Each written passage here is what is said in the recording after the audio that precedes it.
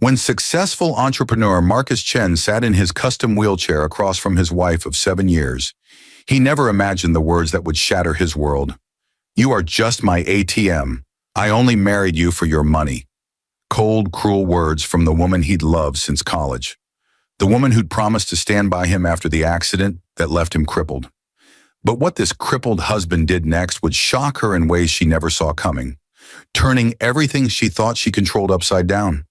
How did a man confined to wheels, dependent on the wife who just confessed her mercenary marriage, manage to orchestrate the most devastating response? What secrets had Marcus been hiding behind those patient smiles and generous bank transfers? And when the smoke cleared, which one of them would be left with nothing? The rain hammered against the floor-to-ceiling windows of their penthouse overlooking the city, each droplet racing down the glass like tears Marcus Chen refused to shed. He sat motionless in his wheelchair, hands resting on the leather armrests, his knuckles white despite the calm expression he maintained.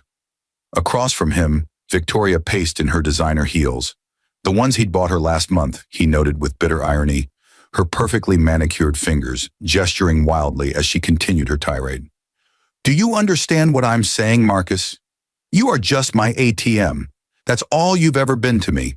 I only married you for your money." Victoria's voice cut through the room like shattered crystal, each word precisely enunciated, as if she'd rehearsed this moment. Her auburn hair, professionally styled that morning at the salon he paid for, swayed with each emphatic movement. "I can't do this anymore. I can't pretend." Marcus remembered the first time he'd seen Victoria, back when he could still walk, still run, still dance.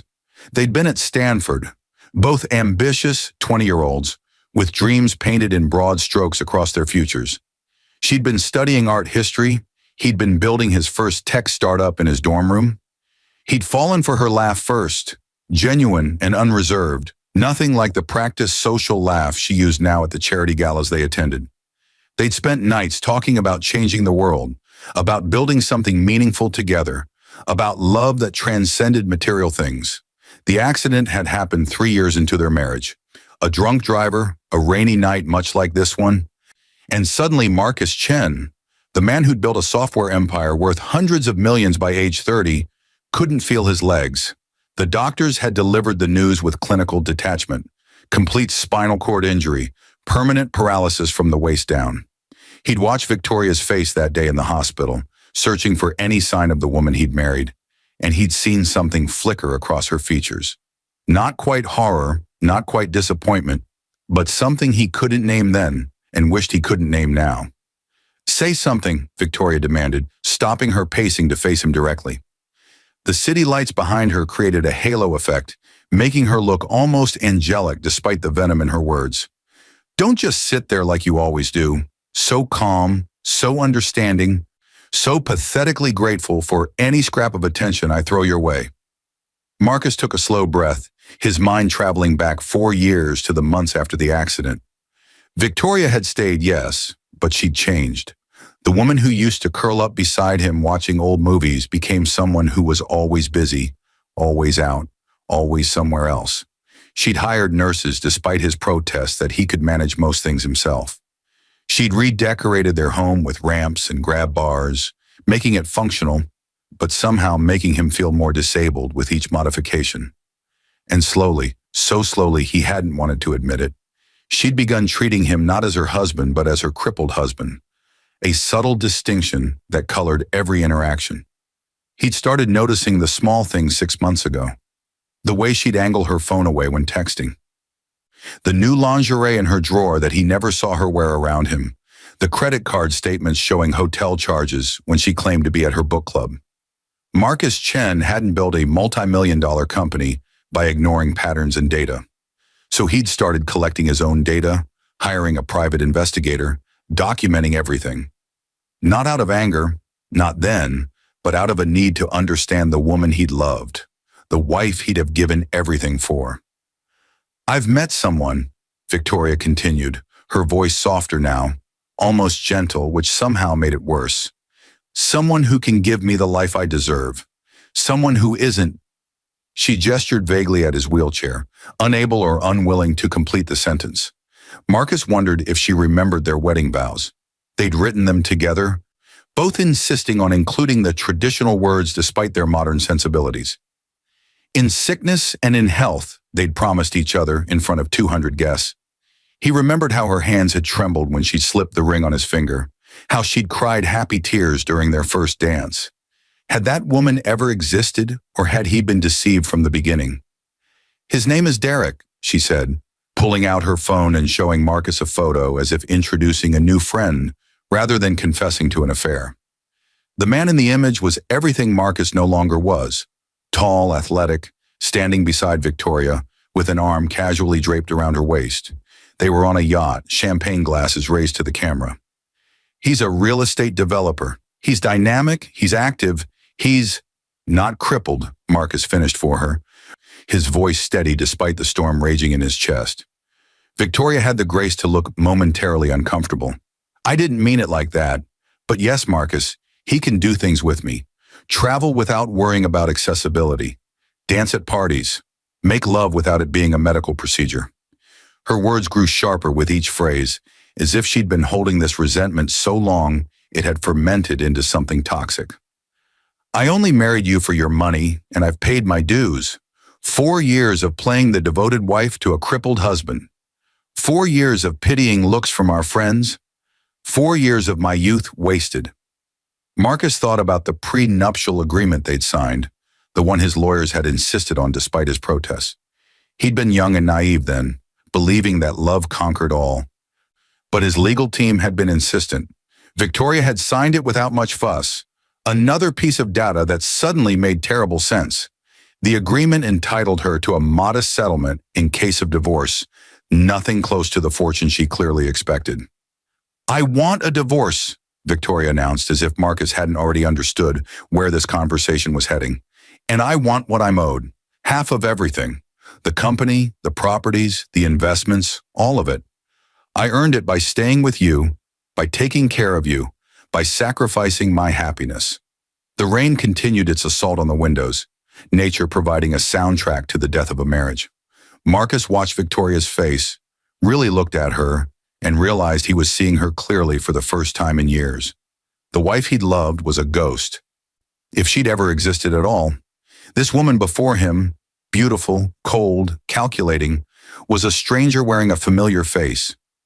"You think you've been patient," Victoria continued, misinterpreting his silence as weakness. "But I've been patient too, waiting for you to get better, to be who you were. But you're never going to be that man again, are you? You're just going to be my crippled husband forever. Dead weight I have to drag through life." Marcus finally spoke, his voice quiet but clear. "Is that everything? Is there anything else you need to tell me?" Victoria blinked, clearly surprised by his calm response. "That's it? That's all you have to say? I just told you I only married you for your money, that I've been having an affair, that I want a divorce and half your fortune, and you're just going to sit there?" "Yes," Marcus said simply. "I'm going to sit here, in my wheelchair, as your crippled husband, the ATM you married, and I'm going to do exactly what needs to be done." He pressed a button on his phone, and suddenly the large television screen on the wall flickered to life. Victoria's face appeared on the screen, but not as she looked now. This was Victoria from 6 hours ago, in a hotel room, in the arms of Derek discussing their plans. The audio was crystal clear. "Once I get the divorce finalized, we'll have everything," screamed Victoria was saying. "That crippled fool has no idea. He's so pathetically grateful for any attention I give him. Taking half his money will be easier than taking candy from a baby." The color drained from Victoria's face as she watched herself on screen. "How did you? You're not the only one with secrets," Marcus said, his voice still eerily calm. "You're not the only one who's been planning. And you made one critical mistake, Victoria. You assume that because I'm crippled, I'm helpless. You confused my body with my mind." The next morning, Victoria woke to find Marcus already gone from the penthouse. A folder lay on the kitchen island, her name written in his precise handwriting across the front. Her hands shook as she opened it, revealing page after page of documentation. Bank statements showing every cent she'd spent over the past 4 years, the secret credit cards he'd known about, the cash withdrawals, the gifts to Derek. Private investigator reports with photos, timestamps, locations, and most damning of all, the prenuptial agreement she'd signed, highlighted in yellow with the relevant clauses marked. Her phone rang. Derek's name flashed on the screen. "Did you see the news?" he asked without preamble, his voice panicked in a way she'd never heard before. "Turn on Channel 7. Victoria grabbed the remote with trembling fingers. The morning news anchor's serious face filled the screen. Tech entrepreneur Marcus Chen shocked the business world this morning by announcing the creation of the Chen Foundation for Spinal Cord Injury Research, endowing it with 60% of his personal fortune, an estimated $300 million. In addition, Chen revealed he's been working with federal investigators for the past 6 months, providing evidence in a major real estate fraud case. Real estate developer Derek Morrison was arrested early this morning on charges of fraud, money laundering, and... Victoria stopped listening. The folder slipped from her hands, papers scattering across the marble floor like snow. She thought back to every conversation she'd had with Derek over the past year, every plan they'd made, every detail she'd shared about Marcus's business holdings and connections. She remembered how Derek had always seemed so interested in Marcus's work, in his contacts, in his investments. She'd thought he was just being supportive, helping her understand her own husband's business so she could plan their future together. She'd been such a fool. The realization hit her like a physical blow. Derek had been using her to get information on Marcus, the affair, the romance, the promises of a life together. All of it had been a con, and Marcus had known. He'd known everything, had let her believe she was deceiving him while he gathered evidence not just of her betrayal, but of Derek's criminal activities. When had Marcus learned the truth? She thought back to those quiet evenings when he'd seemed distracted, distant. She'd assumed he was depressed about his condition, too absorbed in his own self-pity to notice her slipping away. But he'd been investigating, planning, watching her dig her own grave with every careless word, every secret meeting, every moment she'd thought she was being clever. The penthouse intercom buzzed. "Mrs. Chen?" The doorman's voice crackled through. "There are some gentlemen here who say they need to speak with you. They say they're from the district attorney's office." Victoria's legs gave out. She sank to the floor amid the scattered papers, designer dress crumpling around her, surrounded by evidence of her own betrayal. She'd called Marcus her ATM, had told her crippled husband he was nothing but a source of money, but she'd been the one being used, the one being played. Derek had seen her the same way she'd seen Marcus, as a resource to exploit, a means to an end. Her phone buzzed with a text from an unknown number. When she opened it, she found a single message. "I've transferred $50,000 to your personal account. Exactly what the prenup stipulates you're owed for our marriage. The penthouse lease is in my name, so you have 30 days to find new accommodations. I've already moved to the downtown loft. My lawyers will be in touch about the divorce proceedings. By the way, I never needed you to stay after the accident. I would have given you a generous divorce then if you'd asked, but you chose to stay, to play the devoted wife while stealing from me and conspiring with a criminal. You didn't just marry me for my money, Victoria.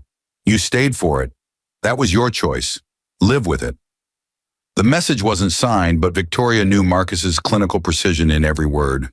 She scrolled up, hoping for more, some sign of the emotion that must be underneath.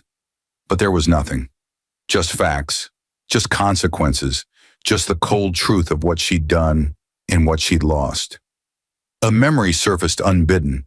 Marcus in the hospital after the accident, his hand reaching for hers despite the pain he must have been in. "I know this changes everything," he'd said, his voice hoarse from the surgery. "If you want to leave, I'll understand. I don't want you to stay out of pity or obligation." And she'd squeezed his hand, had looked into his eyes and promised, "I'm not going anywhere. For better or worse, remember?" She'd meant it in that moment. Or had she? When had the switch flipped? When had the man she'd loved become the crippled husband she'd resented? When had his money become more important than his heart? Victoria pulled herself up, using the kitchen counter, catching sight of her reflection in the microwave's chrome surface.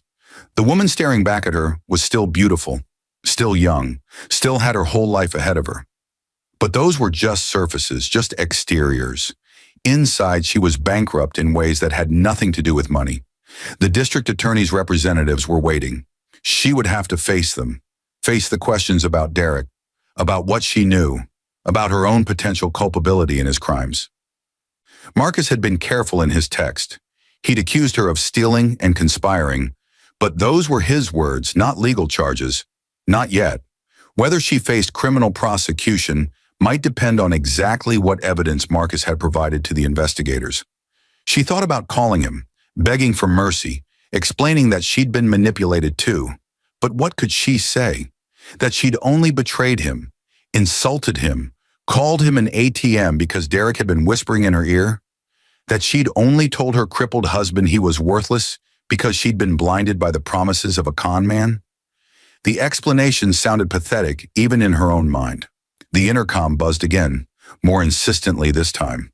Victoria took a deep breath, smoothed down her dress, and walked toward the door. She'd made her choices. Marcus was right about that. She'd chosen to stay in the marriage while despising her husband for his disability. She'd chosen to steal from him while playing the martyr. She'd chosen to believe Derek's promises while ignoring every warning sign, and now Marcus had made his choices. He'd chosen to expose her, to protect his assets, to help bring down a criminal enterprise, and to walk away, or rather, roll away, from the wreckage of their marriage with his dignity intact. He'd been the crippled husband, the one society pitied, the one she'd believed had no power, but he'd been the one in control all along. As Victoria opened the door to face the consequences of her actions, her last thought was of Marcus's face last night when she called him her ATM. She'd expected hurt, anger, devastation, but what she'd seen instead was something far more unsettling. Relief. Relief that he finally had permission to stop pretending, to stop hoping, to stop loving someone who saw him only as a disabled man with a bank account. She'd wanted to shock him with her cruelty, but what he did, exposing her, protecting himself, and walking away without looking back, had shocked her far more than she ever could have imagined. 6 months later, Marcus Chen sat in a conference room at the new headquarters of the Chen Foundation for Spinal Cord Injury Research. The space was designed with accessibility at its core, not as an afterthought. Wide corridors, adjustable height desks, cutting-edge assistive technology integrated seamlessly into every aspect of the building. It was everything the penthouse he'd shared with Victoria hadn't been. A space designed not to accommodate his disability, but to eliminate the barriers that made it disabling. The first round of clinical trials shows remarkable promise, Dr. Sarah Kim was saying, her presentation lighting up the wall screen. Your donation has allowed us to accelerate research that would have taken decades. We're talking about potential treatments within 5 to 7 years, Mr. Chen. Marcus nodded, making notes on his tablet. Around the conference table sat some of the brightest minds in neuroscience and spinal cord research, all working toward a future where accidents like his wouldn't mean a lifetime in a wheelchair. He'd funded their work not because he expected a cure for himself. He'd long ago made peace with his body's limitations, but because he knew there were others, younger people, children even, who deserved better outcomes. After the meeting ended, Marcus wheeled himself to his private office overlooking the research campus. The room was sparse but functional, with large windows letting in natural light and a standing desk that adjusted to the perfect height for his wheelchair. On the wall hung a single-frame photograph, not of Victoria, those pictures had been packed away or destroyed, but of his parents, both gone now, who taught him that a person's worth wasn't measured in what their body could do, but in how they treated others. His lawyer, Patricia Rodriguez, arrived precisely at 2 o'clock as scheduled. She'd been with him through the entire divorce process, had helped him navigate the criminal investigation, and had become something of a friend in the aftermath. She settled into the chair across from his desk and pulled out her tablet. The divorce is final, Patricia announced. Victoria signed everything this morning. She didn't contest the prenup terms. Honestly, I think she was just grateful you didn't press criminal charges. Marcus had wrestled with that decision for weeks. The evidence he gathered could have implicated Victoria in Derek's fraud scheme. She'd knowingly passed information to Derek that he'd used in his criminal enterprise. But ultimately, Marcus had decided that destroying her completely would also destroy him. Some revenge wasn't worth the cost to your own soul. How is she? Marcus asked, surprising himself with the question. Patricia raised an eyebrow. You really want to know? I spent 7 years of my life with her. Some part of me still cares about what happens to her, even after everything. Patricia consulted her tablet. She's working as a gallery assistant in Portland. Moved there 3 months ago, probably to escape the scandal here. Living in a studio apartment, no social media presence, keeping a low profile. Derek's trial starts next month, and she's been listed as a potential witness. But the DA's office indicated they probably won't call her. The case is strong enough without her testimony. Marcus absorbed this information. Victoria had gone from the penthouse and the designer clothes to a studio apartment and a retail job. Part of him, the part that had loved her, felt a twinge of sympathy. But a larger part remembered her words, remembered the contempt in her voice when she'd called him her ATM, remembered every moment she'd made him feel less than human because of his disability. There's something else, Patricia continued, her tone shifting. I received a letter for you. Victoria asked me to pass it along. You don't have to read it if you don't want to. Marcus took the envelope, noting his name written in Victoria's distinctive handwriting. He set it on his desk unopened. Maybe later. Patricia stood to leave, then paused at the door. For what it's worth, Marcus, what you did took incredible restraint. Most people in your position would have gone for the jugular, would have tried to destroy her completely. The fact that you didn't, that you gave her a chance to rebuild her life, says a lot about your character. After Patricia left, Marcus sat alone with the envelope. Outside his window, researchers moved between buildings, engaged in work that might change the world for people like him. He'd turned his pain into purpose, had transformed Victoria's betrayal into motivation to do something meaningful. The money she'd wanted so desperately was now funding research that could help thousands. He opened the envelope. The letter was short, written on plain paper, no expensive stationery this time. Marcus, I don't expect forgiveness, and I'm not asking for it. I'm writing this because my therapist says I need to take accountability for my actions, but also because I think you deserve to hear this directly from me. You were right about everything. Derek used me, but that doesn't excuse what I did to you. I told myself I was trapped, that I'd sacrificed my youth to care for a crippled husband, that I deserved more. The truth is, I was never trapped. You would have let me go with grace if I'd asked, but I stayed because I wanted the lifestyle, the money, the status of being Marcus Chen's wife, and then I wanted to punish you for not being the man I'd married, as if your accident was a personal betrayal rather than a tragedy that happened to both of us. I called you my ATM, said I only married you for your money. Those words haunt me every day, because they weren't true when I said them, even though I wanted them to be. The truth is more complicated and more damning. I did love you once, truly loved you. But after the accident, I couldn't separate the man I loved from the disability I resented. Instead of admitting that and leaving with honesty, I stayed and slowly poisoned everything good between us. I turned you into a villain in my own mind, the crippled husband who'd ruined my dreams, so I could justify my betrayal. What you did shocked me, yes, but more than that, it showed me who you really are. You could have destroyed me completely. You had the evidence, the money, the power to ruin my life beyond any hope of recovery, but you didn't.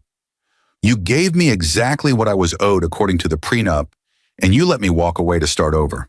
That mercy is more than I deserved, and more than I would have given if our positions were reversed.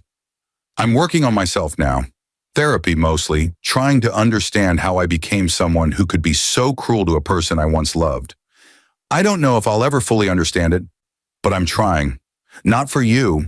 I know I've lost any right to your concern, but for myself, so I don't repeat these mistakes with the next person who's unfortunate enough to care about me.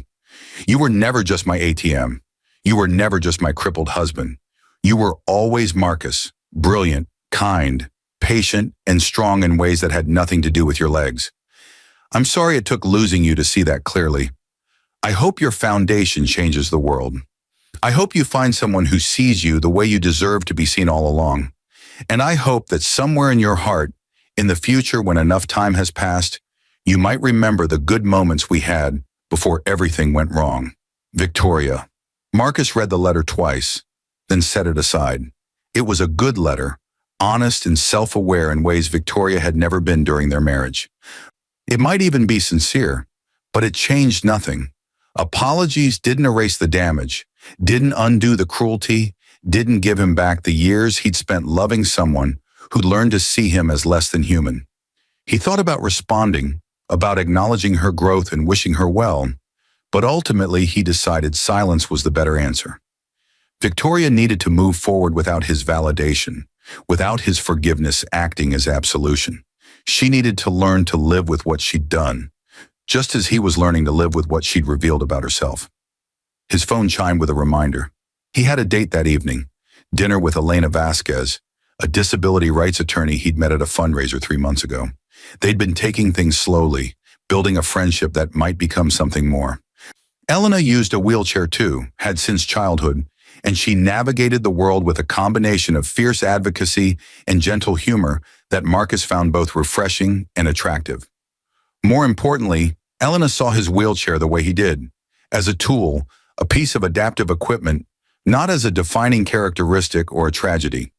When she looked at him, she saw Marcus the person, Marcus the entrepreneur, Marcus the philanthropist. The wheelchair was just there, the way glasses or hearing aid might be there, present but not definitive. He'd told Elena about Victoria on their second date, had been honest about the divorce and the circumstances. She'd listened without judgment, then said something that had stayed with him. She didn't see you because she didn't want to. The wheelchair was just her excuse. If it hadn't been that, she would have found something else to justify her behavior. People who truly love you see past all the surface things to who you actually are. Marcus wheeled over to the window, looking out at the campus he'd built with Victoria's betrayed money. Researchers were working to cure paralysis, to give people like him their mobility back. It was important work, vital work. But Marcus had already learned the most important lesson. His worth, his humanity, his value as a person had nothing to do with whether he could walk. Victoria had called him her crippled husband, had reduced him to a disability and a bank account. But in doing so, she'd freed him from something more crippling than the accident ever had. The belief that he needed someone who couldn't truly see him. He'd spent 4 years trying to prove to Victoria that he was still the same man she'd married, still worthy of her love despite his wheelchair. It had taken her cruelty to make him realize he'd never needed to prove anything. The problem was never him. It was her inability to see past the surface, to understand that a person's value didn't rest in their physical capabilities. What he'd done had shocked her, yes. But really, he'd just shown her the truth she'd been too blind to see, that the man in the wheelchair was smarter, stronger, and more whole than she'd ever been, walking on 2 perfectly functional legs. Marcus picked up his phone and texted Elena. "Still on for tonight? Looking forward to it." Her response came immediately. "Absolutely. There's a new Thai place with amazing accessibility. My treat." He smiled. A simple exchange, but one that contained everything his marriage to Victoria had lacked: equality, mutual respect, genuine care. Elena didn't see him as her ATM or as her crippled boyfriend. She just saw him as Marcus, and he saw her as Elena, and everything else was just details to be navigated together. As the sun set over the research campus, Marcus Chen looked toward the future. There would be new treatments developed here, lives changed, maybe even cures discovered. But for Marcus personally, the healing had already happened. Victoria's betrayal had been painful, her words cruel, her actions devastating. But in the end, what she'd done had shocked her far more than it had shocked him. She'd revealed her true self and lost everything she valued. He'd revealed his strength and found himself free, free from a loveless marriage, free from someone who couldn't see his worth, free to build a life with purpose and meaning, and perhaps with someone who truly saw him. The wheelchair hadn't made him less. Victoria's inability to see that had made her less. And that realization, more than any revenge, more than any public exposure, more than any legal consequence, was what had shocked her most of all. Marcus had been her crippled husband, her ATM, the man she'd married for money. But he'd never been just anything. He'd always been fully himself, fully human, fully worthy. It had just taken losing Victoria to fully understand that truth. And now, rolling toward whatever future awaited him, Marcus Chen was finally, genuinely free.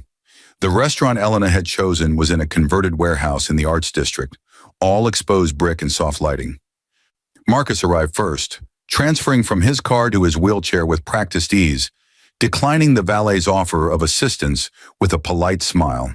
He'd long ago learned that most people wanted to help, but the best help was often just getting out of the way. Inside, the restaurant was exactly as Elena had described, genuinely accessible, not just legally compliant. The tables were spaced with room to maneuver, the floor was level throughout, and the restrooms were actually functional for wheelchair users. These details might have seemed small to someone who'd never navigated the world on wheels, but to Marcus, they represented a philosophy. Disability wasn't something to be accommodated with grudging minimum effort, but something to be designed for with intention and respect.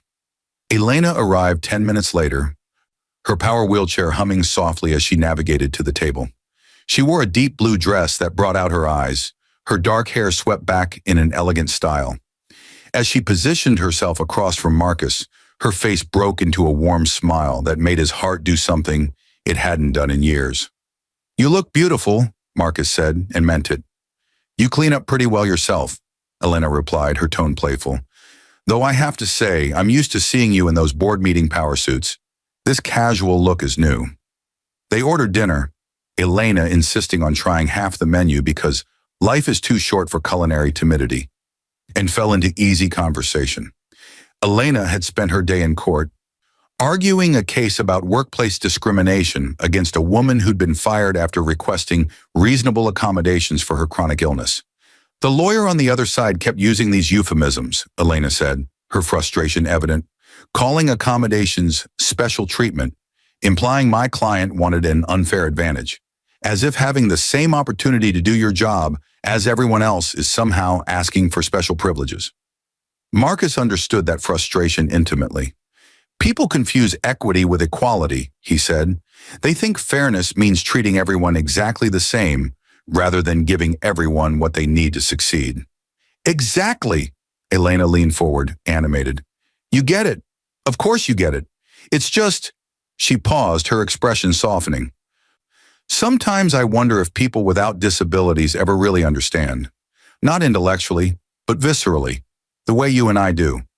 "I think some do," Marcus said carefully. "My research team includes plenty of able-bodied people who genuinely understand disability rights as human rights, but you're right that lived experience provides a different kind of knowledge." Their food arrived, and the conversation shifted to lighter topics. Elena's obsession with true crime podcasts, Marcus's recent attempt to learn how to cook Thai food in his newly adapted kitchen, their shared love of old mystery novels. It was easy, comfortable, the kind of conversation that made hours feel like minutes. But as dinner wound down and they shared a dessert, mango sticky rice that Elena insisted was the best in the city, Marcus felt a question forming, one he'd been avoiding but knew he needed to ask. "Can I ask you something personal?" he began. Elena set down her spoon. "Of course. Do you ever worry about—" Marcus struggled with the phrasing. "About how people see you? About whether someone's attracted to you despite your wheelchair or because of it? About whether they're really seeing you or just projecting their own issues about disability?" Elena was quiet for a moment, her expression thoughtful. "Are you asking because of what happened with Victoria?" Marcus nodded. "She couldn't separate me from the wheelchair. Everything I did, everything I was, got filtered through that lens." I'm not sure she ever saw Marcus, the person after the accident, just crippled husband, as she so eloquently put it. "First," Elena said firmly, "Victoria was a specific person with specific issues. Don't let her poison your future relationships. Second, yes, I've worried about that. I've dated people who fetishized my disability, people who saw me as inspirational trauma porn, people who wanted to be my savior. All of those relationships ended badly because they weren't really seeing me as Elena. They were seeing their idea of what a disabled person should be. How do you tell the difference?" Marcus asked. Between someone who genuinely sees you and someone who's projecting? Elena smiled, a hint of sadness in it. Time, mostly, and paying attention. Do they treat you as a whole person with agency and autonomy? Or do they constantly try to help without asking if you need it? Do they ask about your life, your interests, your dreams? Or is every conversation somehow about your disability? Do they respect your choices about accessibility and accommodation? Or do they think they know better than you what you need? Marcus thought about Victoria, about how in the years after his accident, she'd made every decision about their home modifications without consulting him, about how she'd hire nurses without asking if he wanted that level of assistance, about how she'd sign them up for accessible events assuming he'd want to go, never asking what he actually enjoyed. Victoria made a lot of decisions for me, he admitted. I thought she was being considerate, taking care of things so I didn't have to worry, but now I wonder if she was just trying to control the narrative, to manage my disability in a way that was convenient for her. Probably both, Elena said gently. People are complicated. I'm sure she thought she was helping, but she was also protecting herself from having to really engage with you as a partner with his own preferences and agency. The server brought the check, and Elena insisted on splitting it despite her earlier claim that dinner was her treat. Equality and all that, she said with a wink. Outside, the spring evening was mild, the city coming alive with nighttime energy. Elena suggested they take a walk, or roll, more accurately, through a nearby sculpture park that stayed open until midnight. Marcus agreed, and they set off side by side, their wheelchairs moving in synchronized rhythm through the wide pathways. The sculptures were illuminated from below, casting dramatic shadows. They paused at each one, Elena offering her interpretations with an art historian's knowledge and a poet's sensibility. Marcus found himself watching her more than the art, captivated by the way her face lit up when she discussed something she was passionate about. At a sculpture of two figures reaching toward each other, Elena stopped and turned to Marcus. Can I ask you something personal? Fair's fair, Marcus replied. What shocked Victoria the most? When everything came out? When you revealed what you knew and what you'd done? What was the thing that truly shocked her? Marcus considered the question. I think it was realizing that I'd been in control the whole time, that I wasn't the helpless, crippled husband she'd convinced herself I was. She'd built this narrative where I was pathetic and dependent, where she held all the power because she was able-bodied and I wasn't. When I showed her that I'd known about the affair, that I'd been gathering evidence, that I'd been 10 steps ahead of her the whole time, it shattered that narrative. She confused your body with your mind, Elena said quietly. That's the fundamental mistake ableist people make. They see a disability and assume it affects everything. Your intelligence, your agency, your value as a person. Exactly. Marcus felt a weight lift, having someone who understood so completely. And the worst part was that, for a while, I started believing it too. I started seeing myself through her eyes as less than I was. Elena reached out and took his hand, her grip firm and warm. But you don't anymore. No, Marcus agreed. I don't anymore. They sat in comfortable silence, hands still joined, watching the play of light on the sculptures around them. A group of college students passed by, laughing and taking selfies, barely noticing the two people in wheelchairs who'd found a moment of connection in the middle of a sculpture park. I need to tell you something, Elena said after a while. I've been thinking about this all week, and I decided that if we're going to keep seeing each other, and I very much want to keep seeing each other, I need to be honest about where I am. Marcus felt his chest tighten. Okay. I've read about you, obviously. The divorce, the scandal, the foundation, and I've seen how the media covered it, painting you as either a victim or a vindictive ex-husband, depending on which outlet you read. But I don't know your version of the story, not really, and I think I need to, because, she paused, choosing her words carefully, because I'm falling for you, Marcus Chen, and before I fall any further, I need to know I'm not just a rebound, not just the anti-Victoria. I need to know that when you look at me, you see Elena, not a correction to a past mistake. The vulnerability in her voice was almost painful to hear. Marcus squeezed her hand gently. Can we sit? He gestured to a nearby bench with space for their wheelchairs to pull up alongside. Once they were settled, Marcus took a deep breath. Victoria told me I was just her ATM, that she'd only married me for money. And maybe that's true. Maybe it became true over time. Or maybe it was always true and I was too in love to see it. But what shocked her, what really, truly shocked her, wasn't that I exposed her affair or protected my assets. It was that I didn't need her anymore. That maybe I'd never needed her the way she'd convinced both of us I did. He looked directly at Elena, wanting her to see the truth in his eyes. After the accident, I was vulnerable in ways I'd never been before. I was relearning how to exist in the world, how to do basic things differently, how to navigate spaces that weren't designed for me. And Victoria was there, and I was grateful for that presence. But I confused gratitude with love, and I confused her staying with caring. I think we both did. And now, Elena asked softly, now I know the difference. Now I know that real partnership isn't about one person staying despite the other's limitations. It's about two whole people choosing to build something together. Marcus paused, gathering his courage. When I look at you, Elena, I don't see the anti-Victoria. I don't see proof that someone can love a man in a wheelchair. I see someone brilliant and passionate and funny who also happens to use a wheelchair, just like I do. I see someone who calls me on my bullshit, who challenges me, who makes me want to be better. You're not a correction to my past. You're a possibility for my future. Elena's eyes were bright with unshed tears.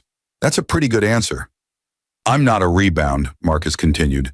I spent 6 months processing my marriage, understanding what went wrong, working through the anger and hurt and betrayal before I was ready to even think about dating again.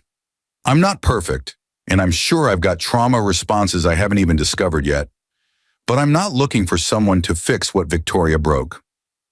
I'm looking for someone to build something new with, if you're interested. I'm interested, Elena said. And then she leaned over and kissed him. It was gentle and tentative and perfect. A first kiss that felt like both a beginning and a promise. When they pulled apart, Elena was smiling. Though I should warn you, I'm going to want to hear the whole story eventually. Not tonight, but someday. Because part of knowing you is knowing what shaped you, and that marriage, even the painful parts, shaped who you are now. I'll tell you, Marcus promised. All of it. The good parts from before the accident, the hospital, the slow realization that something was wrong. All of it. But not tonight. Tonight I just want to be here with you, in this moment, without the past hanging over us. They stayed in the sculpture park until it closed, talking about everything and nothing, making plans for future dates, discovering shared interests and friendly disagreements. When they finally left, wheeling side by side through the quiet streets back to where they'd parked, Marcus felt something he hadn't felt in years. Genuine hope. His phone buzzed with a text from Patricia. Board meeting moved to Thursday. Also, the press wants a comment on the foundation's first round of grants. Want me to handle it? Marcus texted back. I'll do it. Schedule a press conference for Friday afternoon. You like being in the spotlight now? Elena asked, having seen him type.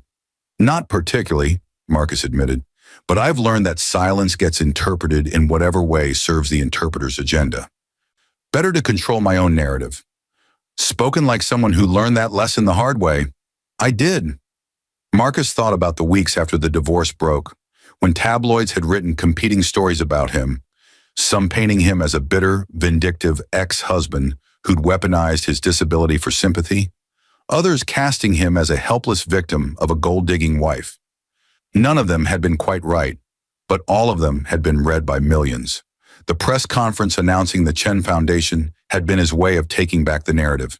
He'd sat, in front of cameras and talked about turning personal pain into public good, about how his experience with Victoria had taught him the importance of seeing people's true natures, and how that applied to how society viewed disabled individuals.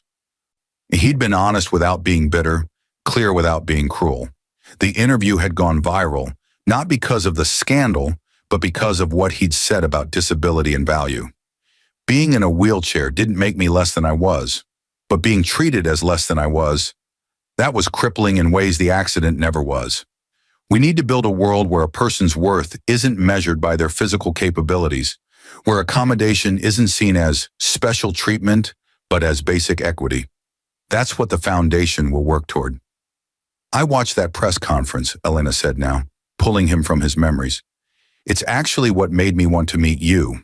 Not the scandal, not the divorce drama, but that moment when you looked directly at the camera and said, I'm not inspirational for existing while disabled.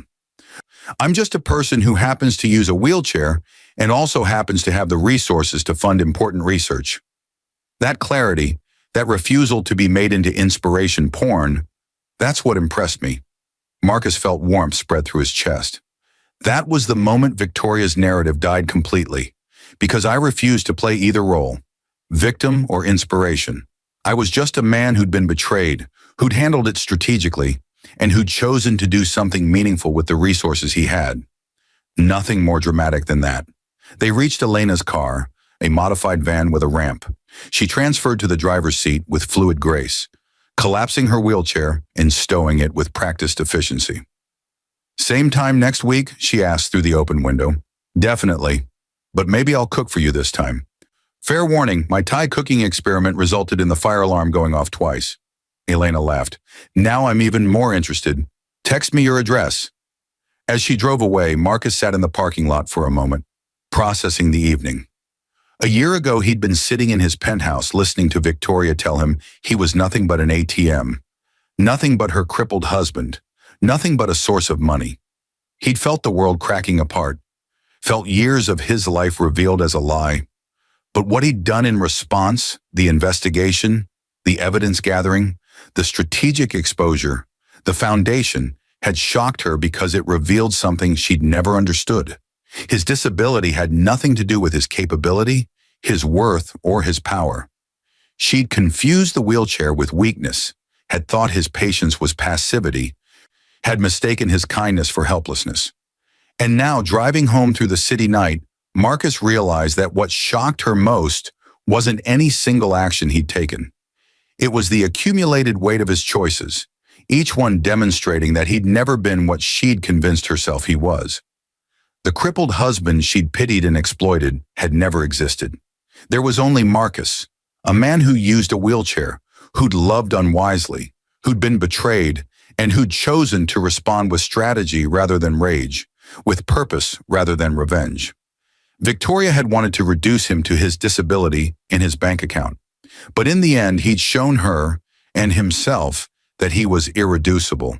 He was complex, capable, whole. The wheelchair was part of his reality, but it wasn't his identity.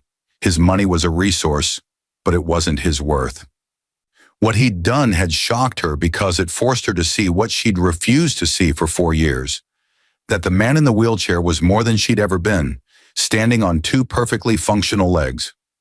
Marcus started his car and headed home, not to the penthouse he'd shared with Victoria, but to the downtown loft he'd bought after the divorce.